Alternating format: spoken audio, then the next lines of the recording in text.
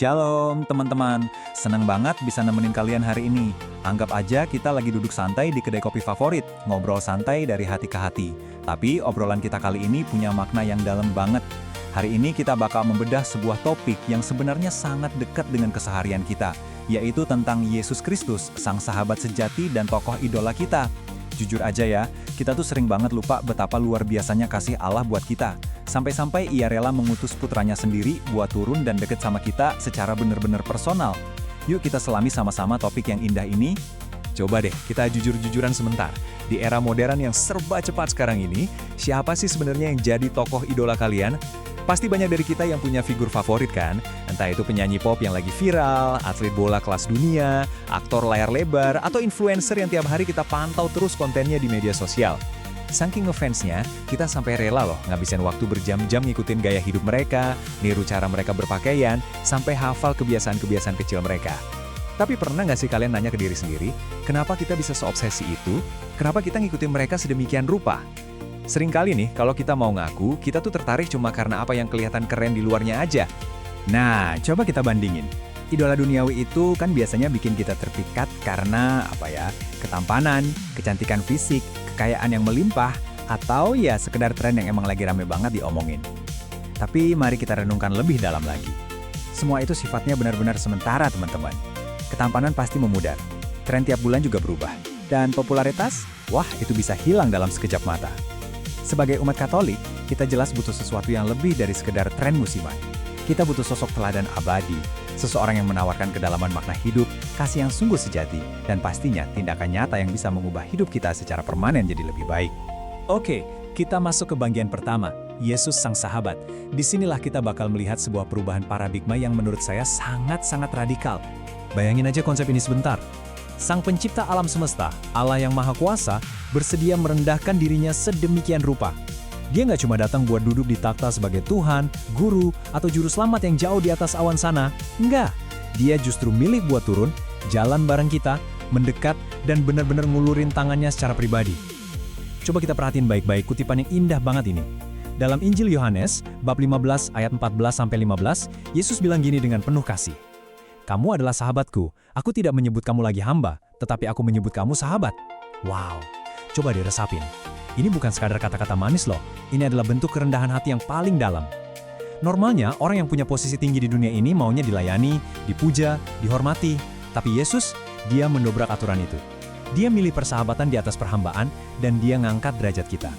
Lanjut ke bagian kedua, bukti nyata kasih. Yesus itu nggak cuma jago ngomong soal indahnya persahabatan, tapi dia langsung ngebuktiinnya pakai tindakan konkret. Teman-teman, persahabatan sejati itu artinya kita mau ngelayanin orang lain tanpa mikirin untung rugi buat diri sendiri.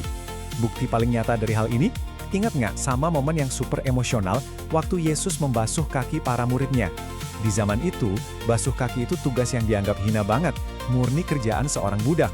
Tapi Yesus yang adalah sang guru dan Tuhan, rela ngelepas jubahnya, ngambil handuk, dan membasuh kaki murid-muridnya satu persatu. Dari situ dia ngebuktiin kalau persahabatan itu tentang kerendahan hati, tentang pelayanan penuh kasih, bukan ajang adu gengsi atau pamer siapa yang paling hebat. Tindakan radikal ini benar-benar nyata, apalagi ditujukan buat mereka yang sering disingkirkan sama masyarakat. Terus apa maknanya angka 20-28 ini? Ini merujuk ke Injil Matius, bab 20, ayat 28. Di situ ditulis tegas banget kalau anak manusia datang bukan untuk dilayani, melainkan untuk melayani. Dunia modern kan sering banget nyekokin kita pikiran kalau sukses itu berarti punya banyak anak buah yang nurut ngelayanin kita ya kan? Tapi Yesus membalik logika itu 180 derajat. Teladan sejati itu justru diukur dari seberapa berani kita turun tangan, berani kotor, dan mau ngelayanin sesama kita tanpa pamrih. Selain melayani, namanya sahabat sejati itu pasti mau dengerin, peduli, dan selalu ada kapanpun kita butuh. Kita bisa belajar banyak nih dari kisah Bartimeus. Masih ingat ceritanya? Bartimeus ini kan pengemis buta di kota Yeriko. Waktu dia teriak-teriak minta tolong ke Yesus, orang-orang di sekitarnya malah ngomel, nyuruh dia diam. Mereka nganggap Bartimeus ini cuma ganggu jalan aja.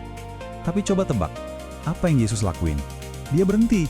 Dia benar-benar ngeluangin waktunya, manggil Bartimeus, dan sungguh-sungguh dengerin dia. Yesus itu selalu punya waktu buat ngedengerin jeritan orang yang butuh pertolongan. Ya, kadang-kadang di hidup kita ini, kehadiran dan telinga yang mau mendengarkan itu jauh lebih berharga daripada 1000 kata nasihat. Setuju kan? Nah, nyambung dari kisah Bartimeus barusan, kita masuk ke sebuah konsep spiritual Katolik yang maknanya dalam banget, yaitu berbelah rasa. Yuk kita pelanin ritme sebentar dan benar-benar resapin maknanya. Berbelah rasa itu levelnya jauh di atas sekedar merasa kasihan. Berbelah rasa itu artinya kita ikut ngerasain penderitaan orang lain sampai ke lubuk hati terdalam. Kita nolak mentah-mentah yang namanya sikap cuek, dan kita ambil tindakan nyata buat nolongin. Contoh yang paling bikin merinding itu waktu Lazarus meninggal. Waktu Yesus datang dan melihat Maria sama Marta nangis sesenggukan karena kehilangan saudara mereka, Injil mencatat satu kalimat yang singkat banget, tapi nendang, maka menangislah Yesus. Dia nggak jaim buat nahan air matanya, dia benar-benar ngerasain kepedihan sahabat-sahabatnya. Tapi, belah rasanya nggak berhenti di simpati dan air mata doang loh, dia langsung bertindak mulihin keadaan dengan ngebangkitin Lazarus. Dan tahu nggak, puncak dari semua bukti persahabatan sejati Yesus itu tergambar paling jelas di atas kayu salib. Yesus sendiri sebelumnya pernah bilang, nggak ada kasih yang lebih besar daripada kasih seseorang yang ngasih nyawanya buat sahabat-sahabatnya. Dan dia beneran ngelaksanain omongannya. Dia rela menderita, disiksa, sampai wafat secara tragis demi keselamatan kita semua. Ini jadi bukti mati kalau persahabatan sama Yesus itu bukan persahabatan musiman, yang cuma ada pas kita lagi senang-senang aja. Dia itu tipe sahabat yang bakal terus meluk kita erat, bahkan di titik paling gelap, paling menderita, dan paling sepi dalam hidup kita. Masuk ke bagian ketiga, membangun relasi. Ya, sama kayak pertemanan di dunia nyata, hubungan kita sama Yesus juga butuh yang namanya usaha aktif dan komitmen dong. Makanya gereja Katolik itu punya tradisi yang kaya banget. Ada 6 langkah praktis yang bisa kita lakuin tiap hari buat jaga keintiman kita sama dia. Nggak mungkin kan kita ngaku-ngaku temenan tapi nggak pernah ngobrol? Pertama, rajin berdoa. Ini komunikasi paling basic, momen di mana kita cerita sekaligus dengerin Tuhan. Kedua, baca kitab suci, biar kita makin ngerti karakter dan maunya dia tuh kayak gimana. Ketiga, ikut Ekaristi. Nah ini puncaknya nih, di mana Yesus benar-benar hadir, nyapa kita lewat sabda dan komuni kudus. Keempat, sakramen pengakuan dosa, yang ibaratnya kayak tempat kita buat nyembuhin dan mulihin lagi hubungan kita pas kita lagi jatuh. Kelima, mengasihi sesama. Ya kali kita bilang cinta Yesus, tapi kita benci sama ciptaannya, kan gak masuk akal. Dan yang keenam, aktif di kegiatan gereja. Disitulah tempat kita belajar praktik langsung, ngelayanin kayak sang sahabat sejati kita. Lanjut ke bagian keempat, konsekuensi sahabat. Berani ngaku Yesus sebagai sahabat sejati, itu nggak boleh cuma sekedar label kosong teman-teman. Ada konsekuensinya. Kalau diaplikasiin ke keseharian, temenan sama Yesus itu bener-bener nantang zona nyaman kita loh. Status sahabat ini harus ngebawa perubahan radikal soal gimana kita bersikap sehari-hari. Kita dituntut buat jadi orang yang rendah hati. Buang jauh-jauh deh rasa sombong. Kita juga diwajibkan buat nyetop segala bentuk bullying atau perundungan yang mungkin masih sering terjadi di sekitar kita. Terus, kita dipanggil buat gampang maafin kesalahan orang lain. Yang jujur aja, kadang susahnya minta ampun kan? Kita juga diminta buat peduli sama mereka yang lemah. Dan ringan tangan ngebantu tanpa mikirin pamrih. Dan yang paling krusial, Yesus itu pengen kita buka hati, ramah, dan mau bersahabat sama siapa aja tanpa pandang bulu. Gak peduli apa rasnya, agamanya, atau latar belakang ekonominya. Kasih kita tuh harus bisa nembus semua tembok pembatas itu. Jadi ringkasannya gini, kalau kita benar-benar serius ngadopsi cara hidup Yesus dan jadiin dia idola utama kita, otomatis hidup kita bakal mancarin cahaya kasihnya. Persahabatan sejati yang kita contek dari dia ini bukan cuma buat dinikmati sendirian teman-teman. Persahabatan inilah yang pada akhirnya bakal jadi terang buat dunia, bawa kedamaian yang asli, dan ngerajut lagi persatuan di tengah masyarakat kita yang sekarang ini gampang banget terpecah belah. Percaya deh, kebaikan yang tulus itu pada akhirnya bakal selalu menang ngalahin kebencian. Dan gak kerasa kita udah sampai di penghujung bahasan kita. Tapi sebelum selesai, saya mau ninggalin satu pertanyaan provokatif buat kalian semua renungkan.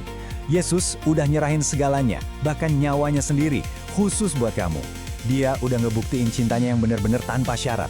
Mengingat lagi apa kata dia di Injil Yohanes bab 15 ayat 14, "Kamu adalah sahabatku jikalau kamu berbuat apa yang kuperintahkan kepadamu." Nah, bola sekarang ada di tangan kalian. Maukah kalian merespon cinta sebesar itu? Maukah kalian ngambil keputusan hari ini juga? Dengan sadar, buat jadi sahabatnya untuk hari ini, besok, dan selamanya? Coba bawa pertanyaan ini ke dalam keheningan hati masing-masing ya. Terima kasih banyak udah mau ngeluangin waktu buat ngerenung bareng di bahasan kita kali ini. Semoga damai dari sang sahabat sejati selalu nyertai kita semua.